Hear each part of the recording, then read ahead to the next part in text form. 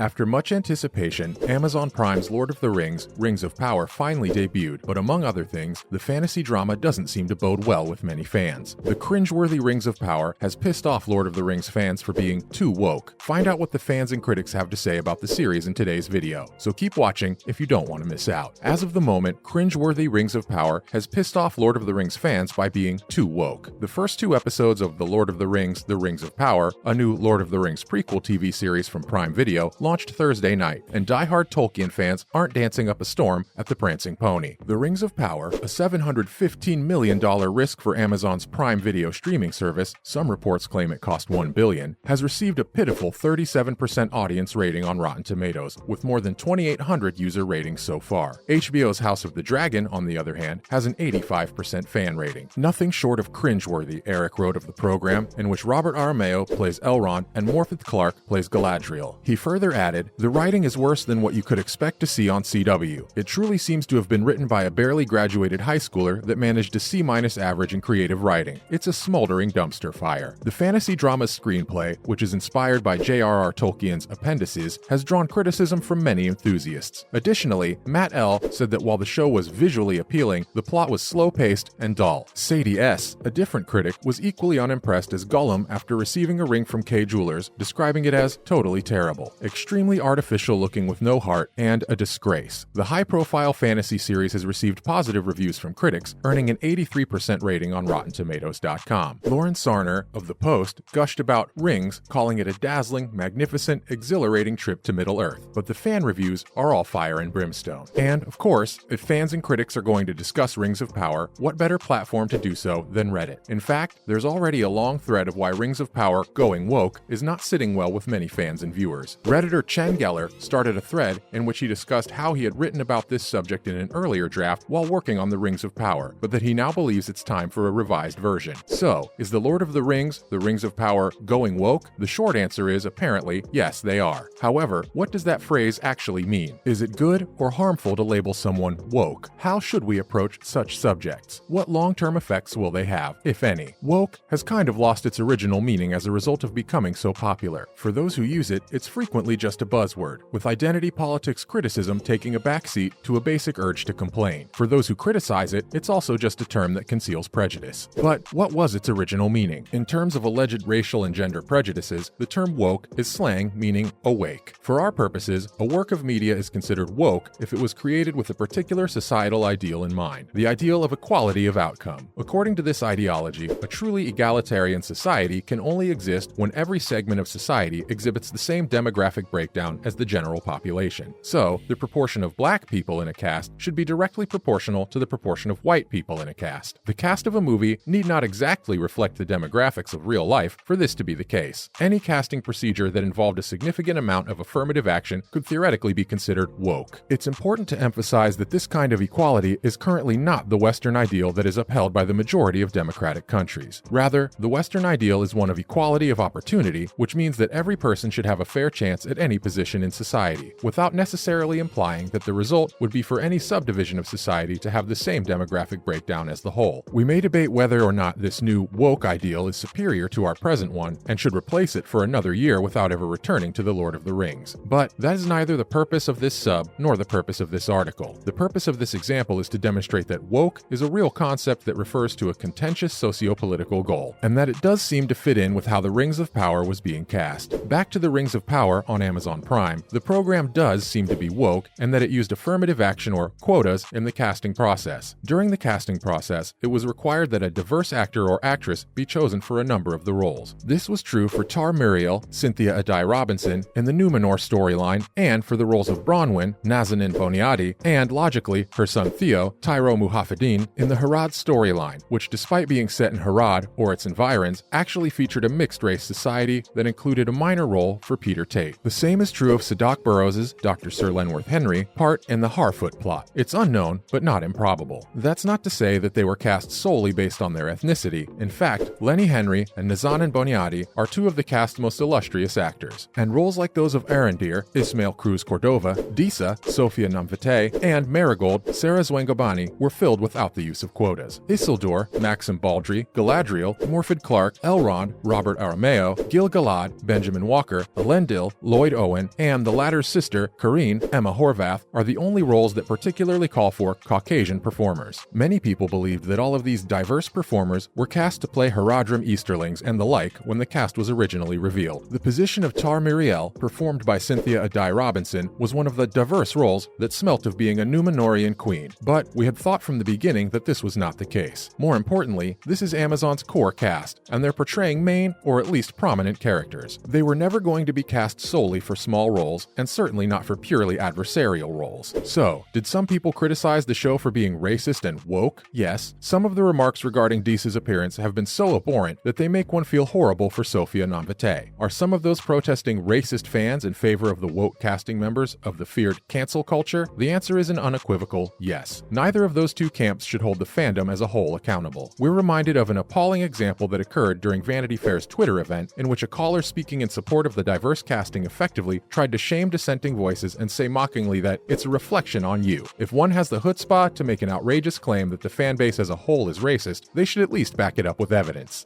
Honestly speaking, we continue to believe that for many individuals on both sides of the issue, the socio-political issue is secondary to their innate need to gripe and complain about things. On one hand, this would apply to YouTubers like this Turf Nation guy, and on the other, it would apply to individuals like George the Giant Slayer and Nerdrotic. That does not, in general, constitute a justification for those individuals. Rather, we find croakers to be just as annoying as the folks who truly support either extreme of the equality debate. That's not to suggest that we detest them. Rather, we believe that the most important aspect of tolerance is to have compassion for those who lack it. Indeed, there can occasionally be some sanctimonious behavior. The cast itself has been known to engage in it. There have also been many who have compared the debates we're currently having to the complaints made against Sir Ian McKellen's 1999 casting as a gay man. That's obviously a total canard, not only because those were incredibly minor voices at the time, but also because it's completely at odds with ethnic diversity. For instance, just because McKellen is gay doesn't automatically make Gandalf gay, whereas using Idris Elba as James Bond does make Bond black. Since it's not immediately obvious to the audience until it's made up to be, sexual orientation variety in characters is really very different from ethnic diversity and even gender diversity. Overall, we continue to believe that this fandom is not particularly toxic, in the sense that it generally exhibits much less croaking regarding issues of diversity and more generally than the Star Wars and more recently the Potter fandoms, and threads do not frequently descend into an anarchy of personal attacks. As much as we'd like to discuss more about this topic, we're already out of time, so that'll be all for today's video about Amazon Prime's Rings of Power. What do you think? Is the show being too woke with its casting choices? Let us know in the comments section below. Thanks for watching, and don't forget to leave a like and subscribe to our channel with the notification bell on for more videos like these. See you next time.